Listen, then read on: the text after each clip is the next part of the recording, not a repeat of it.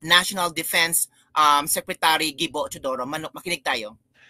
May nagpakita po sa akin kanina lang ng isang video na di umano'y maisog na convention sa Los Angeles, California, kung saan nagpalabas po sila ng isang video na ang gusto po nilang palabasin, ito po ay video ng ating Pangulo na may ginagawang hindi kanais-nais.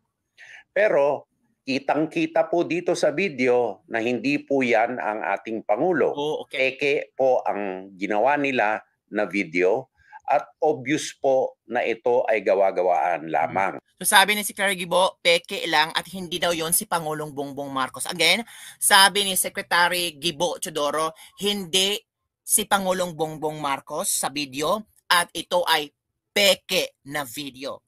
So ano ang inyong reaction dito ha? Sabi ni Secretary Gibo Teodoro, hindi si Pangulong Bongbong ang nasa video at ang video na iyan ay isang pekeng video.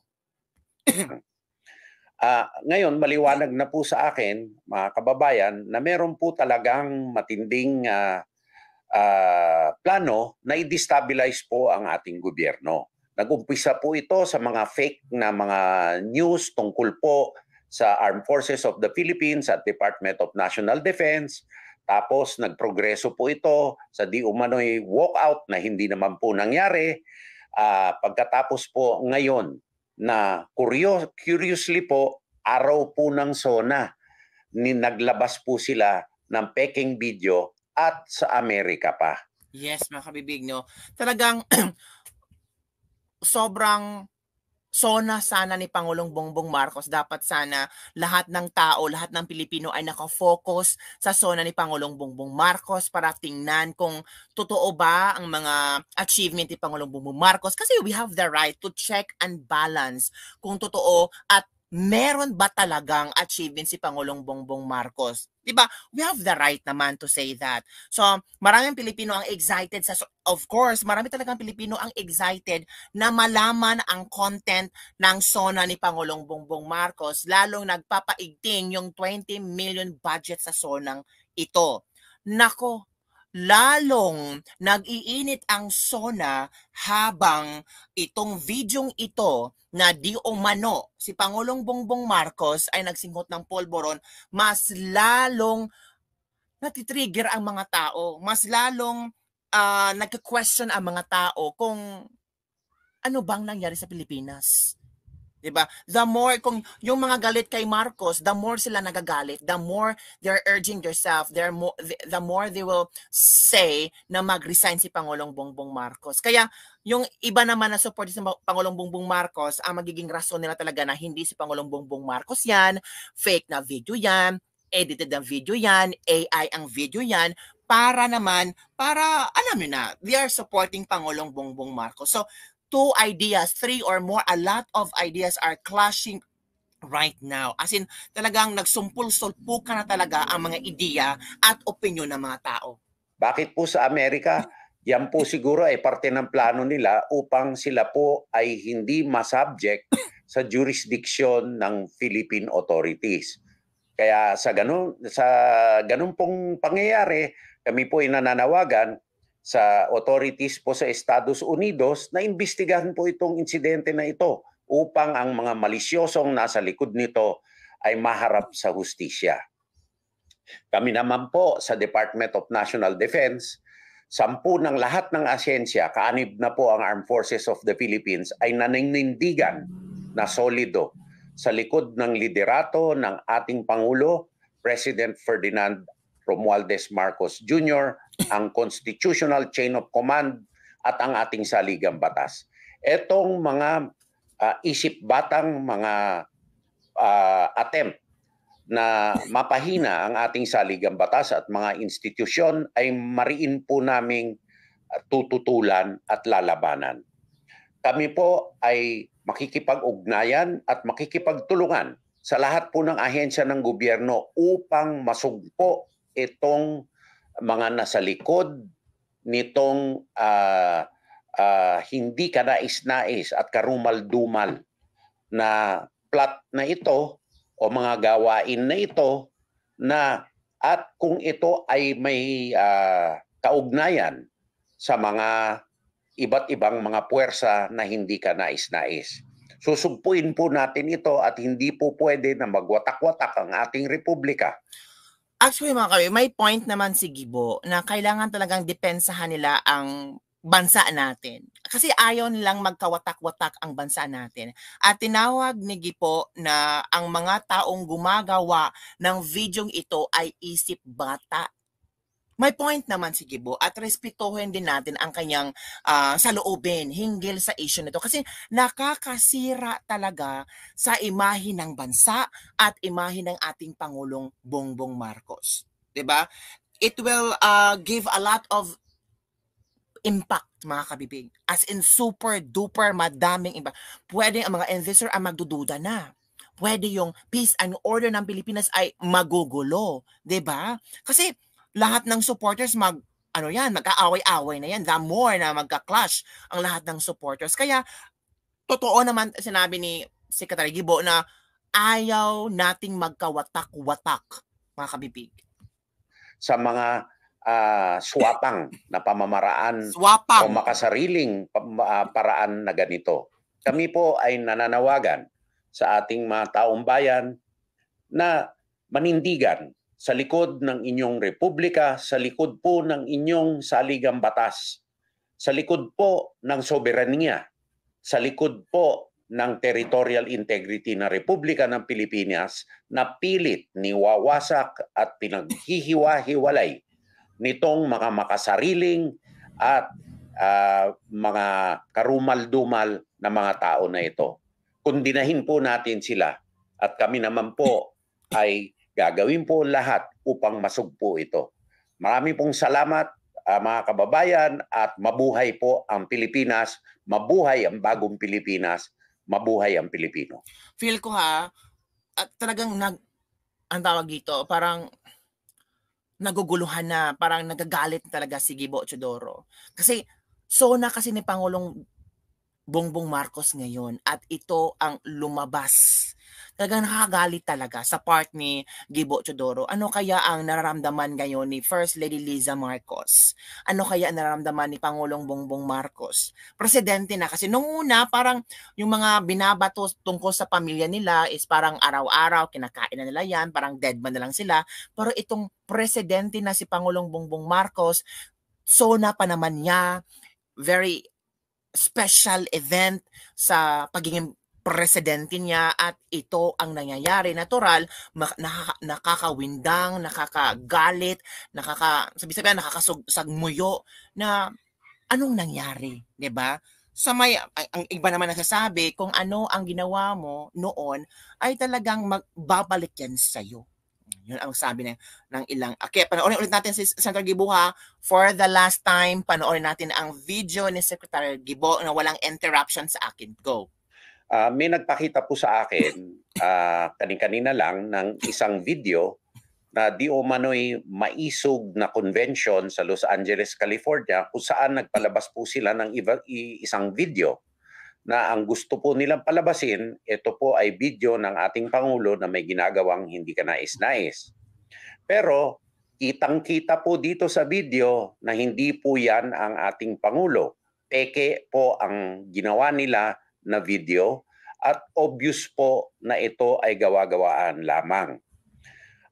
Ngayon, maliwanag na po sa akin, mga kababayan, na meron po talagang matinding plano na i-destabilize po ang ating gobyerno. Nag-umpisa po ito sa mga fake na mga news tungkol po sa Armed Forces of the Philippines at Department of National Defense. Tapos nagprogreso po ito sa di umano'y walkout na hindi naman po nangyari. Pagkatapos po ngayon na curiously po, araw po ng SONA, naglabas po sila ng peking video at sa Amerika pa. Bakit po sa Amerika? Yan po siguro ay parte ng plano nila upang sila po ay hindi masubject sa jurisdiction ng Philippine authorities. Kaya sa ganun pong pangyayari, kami po ay nananawagan sa authorities po sa Estados Unidos na imbestigahan po itong insidente na ito upang ang mga malisyosong nasa likod nito ay maharap sa hustisya.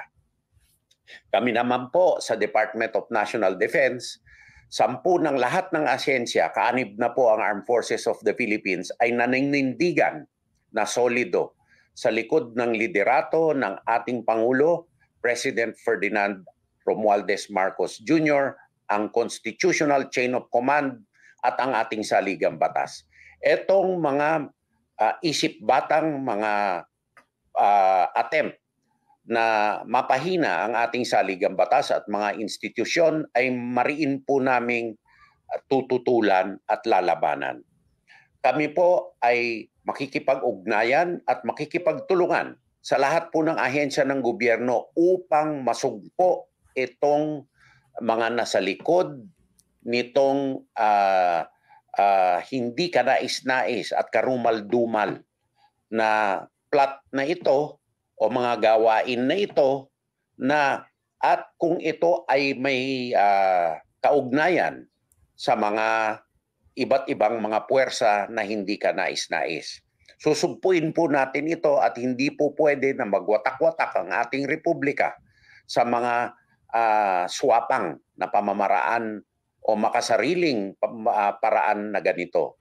Kami po ay nananawagan sa ating mga taong bayan na manindigan sa likod ng inyong republika, sa likod po ng inyong saligang batas, sa likod po ng soberanya, sa likod po ng territorial integrity ng Republika ng Pilipinas na pilit niwawasak at pinaghihiwa-hiwalay nitong mga makasariling at mga karumal-dumal na mga tao na ito.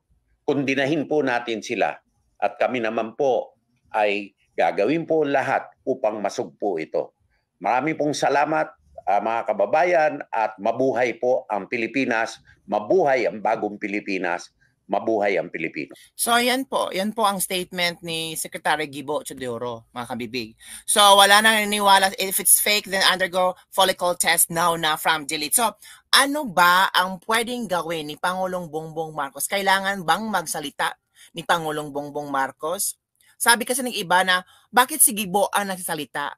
Kung pwede, si Pangulong Bongbong Marcos kasi this video is, siya ang nandoon. Sabi daw, fake naman daw, sabi ni Gibo Teodoro, edited. Hindi totoo, hindi si Bongbong Marcos yan.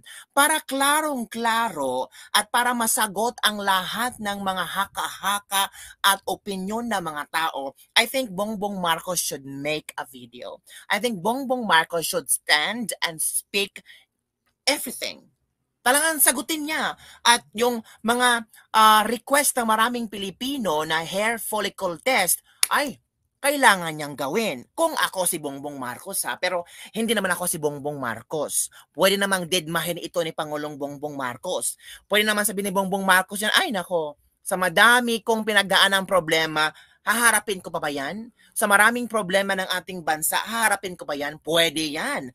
Pwede niyang isagot ni Bongbong Marcos. Pwede niyang deadmahin ang isyong ito. Or pwede naman siyang magsalita, magpa-video statement, sasagutin niya lahat ng mga haka-haka at opinion ng mga tao, at magpa-hair follicle test siya. Para lahat ng mga duda ng sambayan ng Pilipino ay mawawala.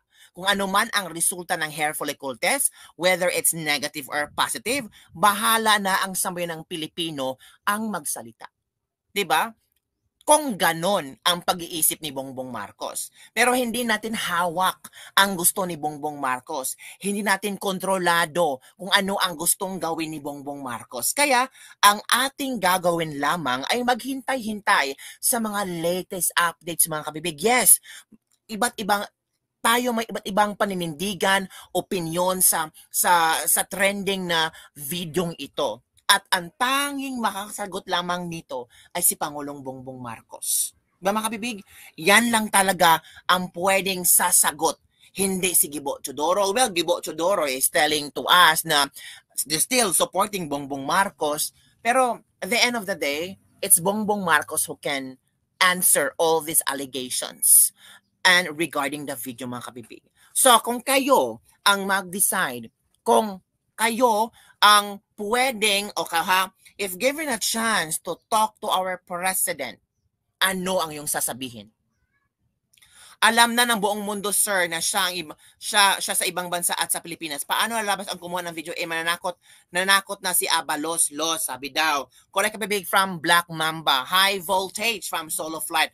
Mabuhay ang Pilipino, mautas ang kampo ni Marcos. Lahat kayo. Biruin mo 20 million budget sa pagkain sa drug test is the answer from Black Mamba. Kung kayo ba, if given a chance to talk to Pangulong Bongbong Marcos at malinawan tayong lahat, ano ang yung sasabihin?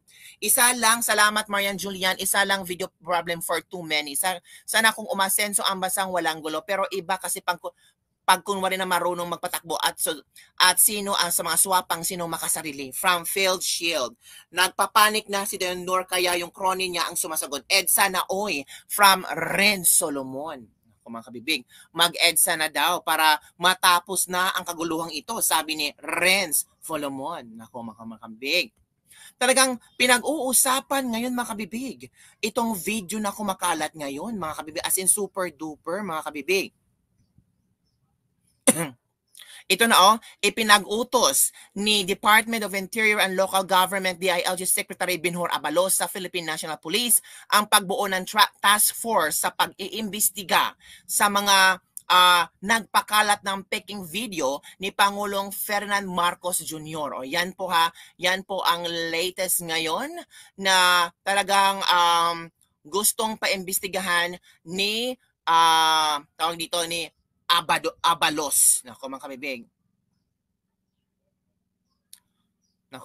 Pinaiimbestigahan na talaga mga kabibig ni tawag dito ni Abalos. Magkakaroon sila ng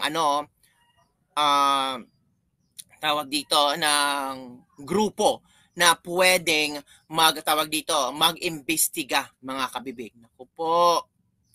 Nako mga kabibig, as in ay, nako, katakot. Ang rason daw kung bakit kumakalat ang video is to destabilize the administration of President Ferdinand Marcos Jr. and they will not succeed. Yan ang sabi ng mga netizen. Yan ang sabi ng mga netizen ngayon mga kabibig na hindi daw totoo yan. Heto manood tayo kay Abalos sa kanyang tawag dito sa kanyang press con ngayon. Ito na.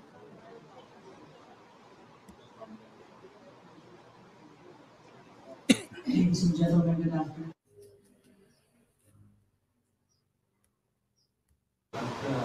Ladies and gentlemen, magandang hapon po. Ngayong hapon ay kasama ko po ang ating Chief PNP, si Chief PNP Francisco Bardil. And of course, sa ating kanan po, si General Matthew Bacay, ang ating Director for Investigation and Technical Management. At sa kaliwa naman, si General Cariaga po. Siya po ang head ng ating anti-cybercrime. Bakit po kami ngayon nagkakaroon ng press briefing?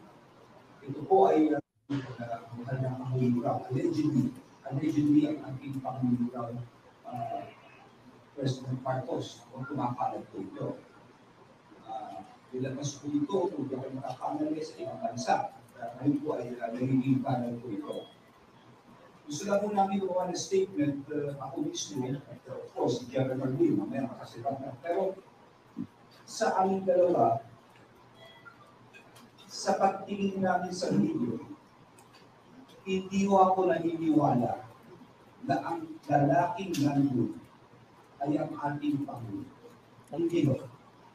Sa tagal na kilala ko ang ating Pangulo, yung mga features niya ay hindi ko siya yun.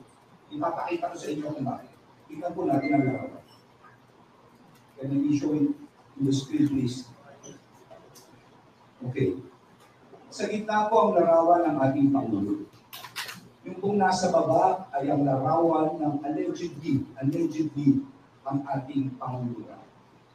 Tingnan nyo ang tenga. Tingnan nyo maigi ang tenga nito. At masdan nyo, yung larawan ng ating Pangulo sa kaliwa, yung earlobe na tinatawag, yung ano ba tawag sa Tagalog lambik, no? Earlobe. tignan nyo yung nasa kanan. Diyan pa lang na nakikita nyo. Bakit ko sinasabi ito, mga kasama, dahil napakaraming kumalat sa social media ng mga AI, ng mga pege, sari-sari na nahalo sa mga panahon ngayon, sa mga maging mapaluli tayo. Huwag tayo basta-basta maniniwala nito. Hindi po ito, ako mismo, personally, isang tingin ko pa lang, nakita ko nito, sabi ko, wala ito. No? Kayo na mismo maghusga. Tingnan nyo kung maigi itong larawan na ito.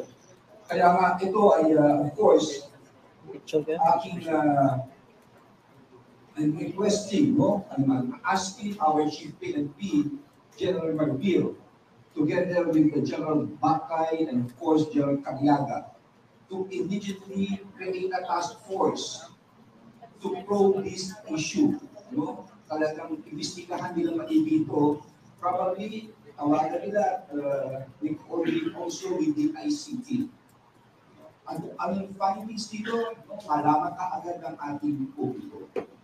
Sa tagal na kakilala ng ating Pangulo, ako'y naniniwala, ako'y nagsasabi that he does not indulge in this kind of activities.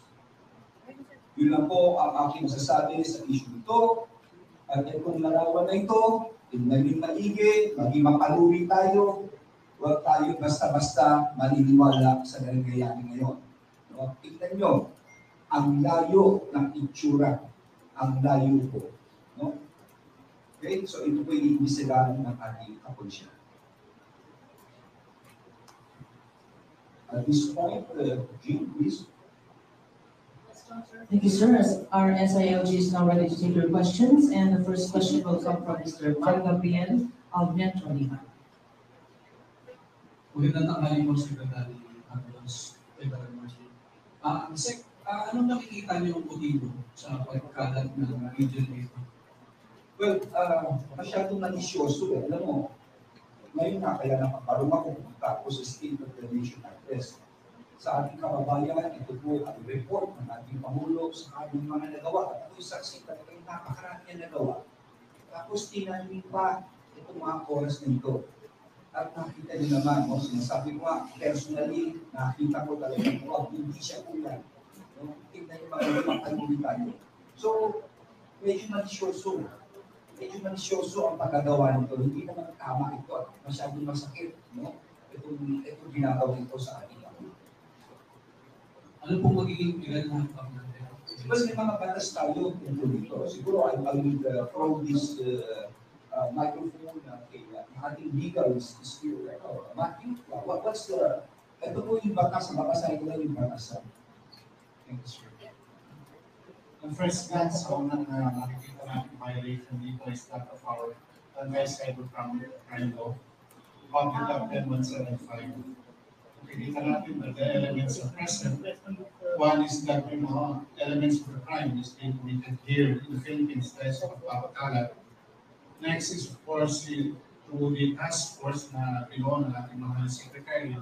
Titignan po natin yung mga instruments or gadgets used in the distribution. And the last is there is damage.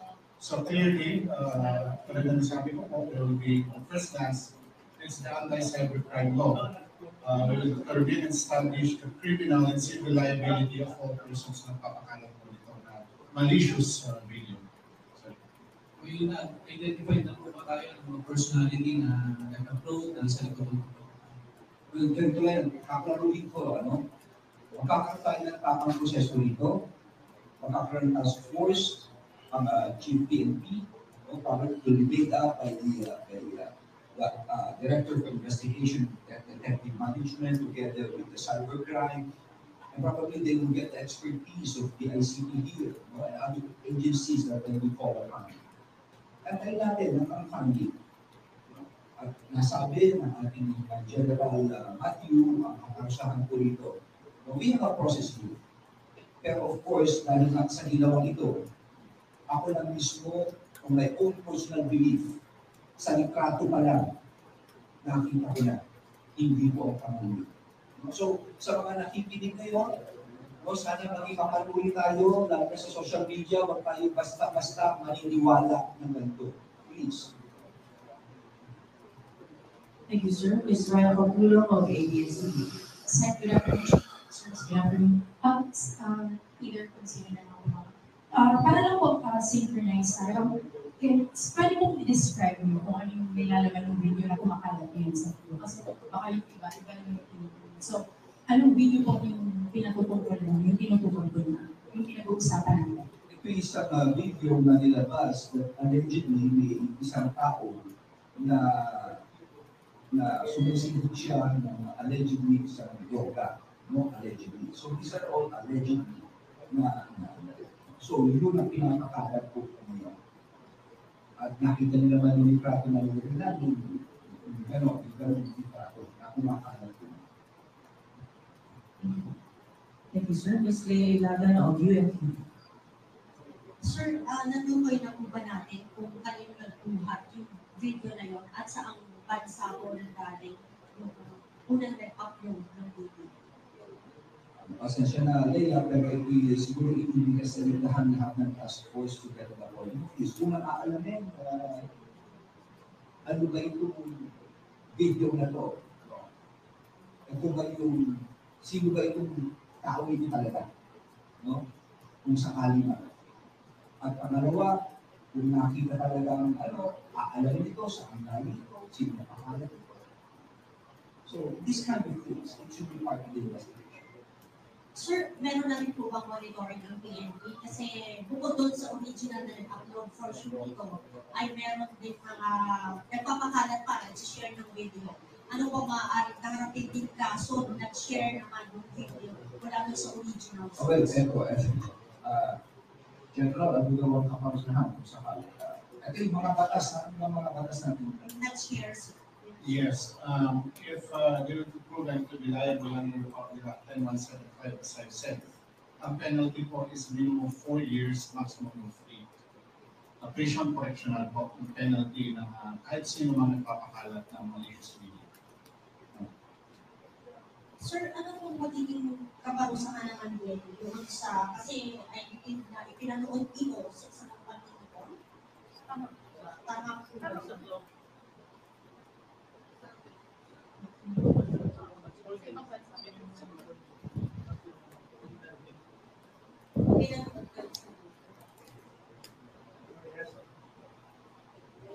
Yes, good afternoon. Kaya na sinabi ng ating isa AG, there will be a task force that will be created. And part of that is to come up with what measures are we going to undertake yung mga specific mga kaso na ayusin. Pasensya na, but I think we really have to go. As a last, Have you already spoken to the President? hindi na kami nag-uusap sa dito. Sige, dalawa na lang. Sige mo. Lahat nakapagtanong na ba? Di ba? Sige lang po. Sir, mabilis na darating po po GMA 7. Sir, bakit kayo nagsasalita about this? Is this photocopy of your own condition or were you tasked by the President? No, I never talked to them. Hindi ko pa muna ako sa Presidente. No? Wala ko kaming rito. Kung nakita namin ito ng Chief, chineko kagad sa kanya, Chief, ano ba yung pumakalat niya? No? Tinilan niya, tinupira nila, etc. Sabi na namin, nagkaroon sa conclusion, on its face talagang hindi ito ang panggulo. Pinakita po namin yung litrato, kung bakit pakilagay mo lang yung litrato, just place it there. But then, papa-imbestigahan pa rin natin, we believe in due process here, no? So, pinapa-imbestigahan natin ito. Ngayon, ang tanong, bakit? Kasi, it is so unfair. It is so unfair. Itong araw na ito is the state of the nation address na ating Pangulo, ang ama ng ating bansa. Ilalakad niya ang nagawa niya. Pagkatapos, isasabi mo ito on a very malicious level. It is so unfair to that person. No? So, yun nga. Kaya, ito pinapaimbestigahan natin agad. Pero, kamukha na sinabi ko sa mga nakikinig at nanonood ngayon, just look at that itself. Tignan niyo yung tema and judge for yourself. Diba? Kayo na ako sumagot. Ako alam ko sagot, hindi po siya yan. No? Pero, I will be like that. Yes. Outside of the country, sa ibang bansa. So despite that po, saklaw pa rin po ba sila ng batas yung mga nagpakalat po nito? Kasi yung Department of National Defense po, nanawagan po sa mga otoridad sa UNAS na investigahan po yung pagpapalamas po ng video. As a general rule, criminal laws po apply within Philippine jurisdiction. But insofar as yung, as you said, na pagpapakalat about this. So, yun po mga kabibig, nakita nyo na ang mabilis na pagresponde ni Secretary Abalos. Nasalita na siya tungkol sa issue na ito and maghintay-hintay tayo sa mga update.